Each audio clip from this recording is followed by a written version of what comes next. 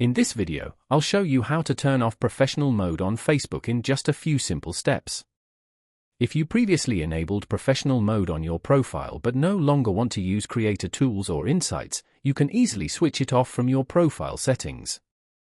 First, open the Facebook app and tap on your profile picture to go to your profile page. Once you're on your profile, tap on the three dots next to the Edit Profile button. This will open your profile settings.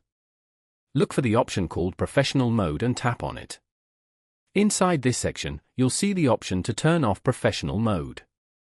Tap on Turn Off, then confirm your choice when Facebook asks for confirmation. After you confirm, professional mode will be disabled and your profile will go back to a normal personal profile. And that's it.